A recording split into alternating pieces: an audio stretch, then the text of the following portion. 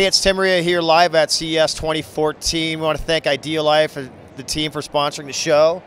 So we just had a really awesome keynote. What does meaningful use mean for consumers? We have a user experience expert. We got Abbe Don. Hi, Abbe. Hey.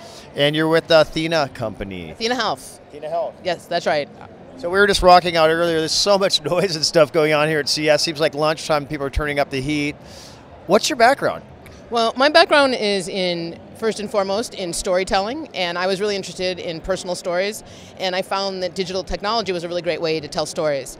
And then I had been doing that first at Apple Computer, and then at places like Walt Disney Company and Hewlett-Packard. And in 2001, I had my first experience of seeing what health information technology is like, which was this handwritten piece of paper from a physician, some scribbles, helping my partner, who at the time had her first of 2 incidents of breast cancer. She's fine now, and I had an aha moment. And so I said, wow, I want to apply what I've been doing personal computers and personal media to healthcare. What were some of the hot points you're talking about in the panel today? Well, meaningful use is a set of programs created by the government to incentivize physicians, clinicians, and hospitals to adopt electronic health records. And the question is, well, okay, we've got these incentive programs. How does that impact consumers? And so in the first beginning steps, it's kind of baby steps. Excuse me, and there's not a lot of impact for consumers. But one of the things it enables is the ability to get your data. So there's a e-patient movement, an electronic patient movement, a grassroots movement, and their tagline is, give me my damn data. And they spell damn, D-A-M, that's data about me. Because the data's in silos, and up until now, most of the healthcare providers said, hey, it might be data about you, but it's actually our data. Yeah, data's money. All right, so imagine if you had your savings account and you couldn't see your balance. Like that would seem crazy, right? That would be unfathomable. Coming from outside of the healthcare business, some of the stuff I'm hearing about here, learning about, it just seems insane. Yeah. So the first part of electronic health records is just getting the data captured and then making it liquid, getting the data back out. So that's step one, and so I call that give me my damn data. And that's great, but most of that data is not terribly structured and it's not very compelling. And so the next step is to beautify that data. Make it organized, make it so you can synthesize and see patterns, and that's great, but that's just one data source. And most Americans have multiple physicians, often at multiple medical centers, spread out. It's kind of fragmented care. So now you want to coordinate that. And then the next step is to act on it. So what I talked about was how a meaningful use, this seemingly policy wonky, health IT geeky kind of topic, would actually enable experiences for patients and consumers to make better healthcare decisions, get better outcomes through this process of gimme, beautify, coordinate, and act. Interesting. So where are we at? You're talking about earlier, like we DOS now, or where are we at? Yeah, so I'd say if you think about a timeline, if DOS was the beginning for personal computers, and now we're not only at fabulous PCs on your desktop, but where's my phone? This great stuff in your hand, right? Think about that. That was a 30-year progression. Yeah. We're in the DOS era right now for health IT. Interesting. So, what are you trying to get out of CES and coming down here, spending your day to be here with this huge event?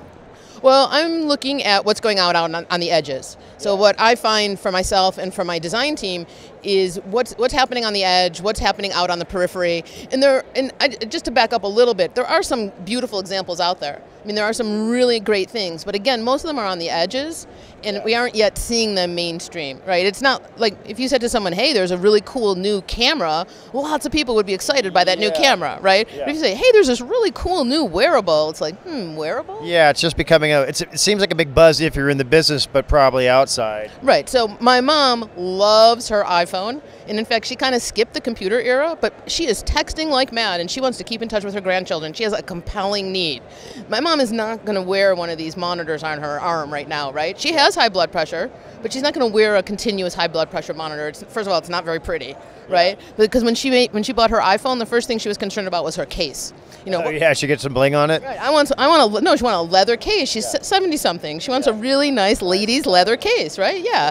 So how can we get healthcare more mainstream? And the wearable stuff is super cool. It's getting smaller, but look at Google Glass. It's a great place to start, but I mean, look at your awesome glasses. Google Glass experience, because we just got Glass in our lab up at Sonos site, and it could have been, it's a cool presentation, but then kind of the next step, so you got to have a Google phone, and it's interesting.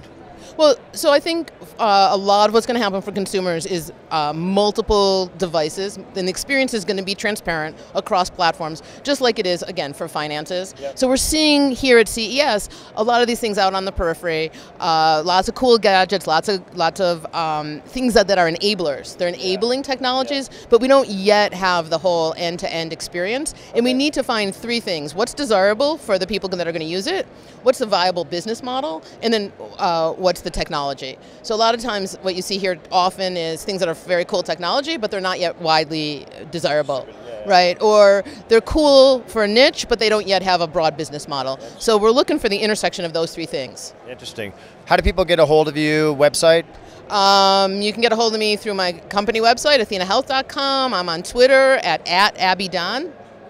And also, I'm resident at Epocrates, which was recently bought by Athena Health. So I'm in the Bay Area in the Epocrates office. So Epocrates.com, athenahealth.com, at Abbe on Twitter, and that's ABBEDON. Parents thought they were kind of clever, very unusual spelling. And that's probably the best way to find out what I'm up to. All right, Abbe. Well, hey, you heard it here first, right here. Awesome panel that you had earlier, and thanks for being on the show. Thanks so much. I'm glad to be here.